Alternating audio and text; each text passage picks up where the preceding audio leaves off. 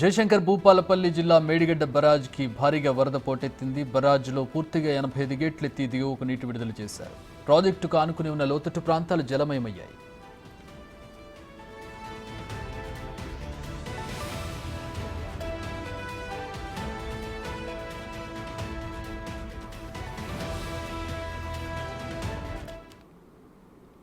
అయితే మా ప్రతినిధి వేణు ప్రస్తుతం మేడిగడ్డ బరాజ్ దగ్గర ఉన్నారు. అక్కడ పరిస్థితిని అందించడానికి ఏంటి బరాజ్ పరిస్థితి ఎట్లా ఉంది వేణు?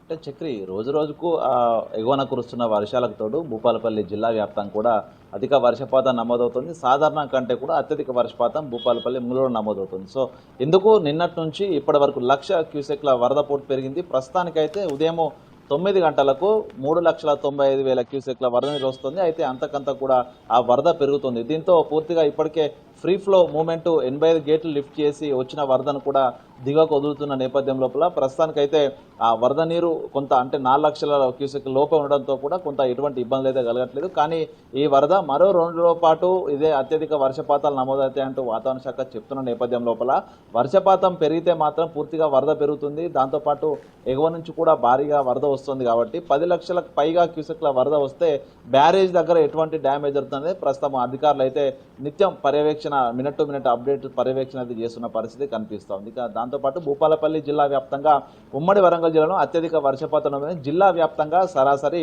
71 మిల్లీమీటర్ల వర్షపాతం నమోదు కాగా అందులో మలహార్రావు మండలం లోపల 120 మిల్లీమీటర్ల అత్యధిక వర్షపాతం జిల్లాలో నమోదైంది. అక్కడ ఆ తాడిచెర్ల ఓపెన్ క్యాస్ట్ గన్తో పాటు భూపాలపల్లి ఉన్నటువంటి కాకతీయ 1 KTK 1 KTK 2 రెండు మొత్తంగా 3 ఉపరితల గనుల లోపల కూడా బొగ్గు ఉత్పత్తి కూడా నిలిపివేయడం జరిగింది. ఇక కాళేశ్వరం పుష్కర ఘాటు వద్ద ఇప్పటికీ 8.83 మీటర్ల ఎత్తుతోని అటు వరద కూడా గోదావరి ప్రవహిస్తుంది. దీంతో అక్కడ ఎవరిని గోదావరిలోకి వెళ్లకుండా ప్రస్తుతం అయితే అధికారులు ఆంక్షలు కూడా విధించారు.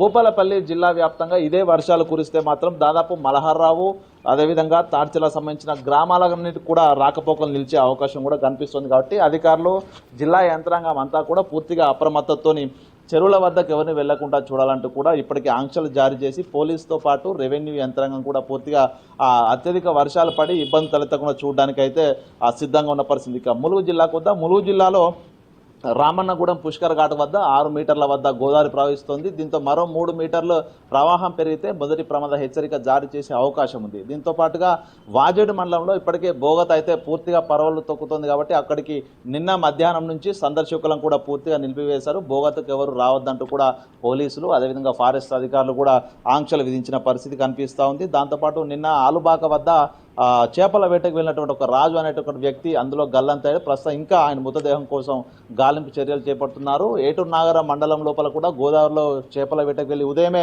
సురేష్ అనేటువంటి మరొక వ్యక్తి కూడా మృతి చెందాడు. అంటే ఆ వరద అంతకంతకు పెరుగుతుంది, అంచనాలు వేసే పరిస్థితి లేదు. ఉధృతంగా రావడంతో కూడా ఆ జాలర్లకు కూడా అంతు చిక్కకుండా అందులో కొట్టుకుపోతున్న పరిస్థితి కనిపిస్తోంది. దాంతోపాటు అటు ఏటూరు నాగరము మంగపేట 2 మండలాల్లో కూడా అటు గోదావరి సంబంధించిన బ్యాక్ వాటర్ వచ్చే అవకాశం ఉండడంతో కూడా మంత్రి సీతక్క ఇప్పటికే జిల్లా అధికారులను పోలీసులను కూడా అప్రమత్తం చేశారు.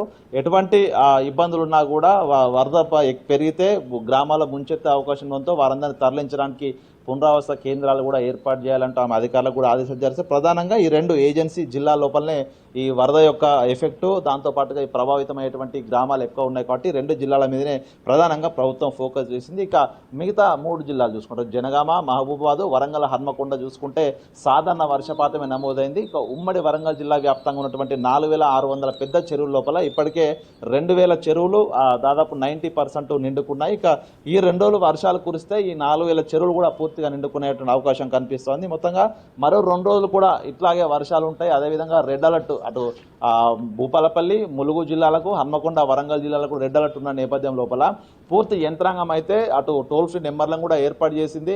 ఎట్లాంటి ఇబ్బందులున్నా వరద వచ్చేటువంటి అవకాశాలనే ప్రాంతాల లోపల లోతట్టు ప్రాంతాల లోపల ప్రజలు అప్రమత్తంగా ఉండాలంటూ కూడా సూచనలు జారీ చేశారు.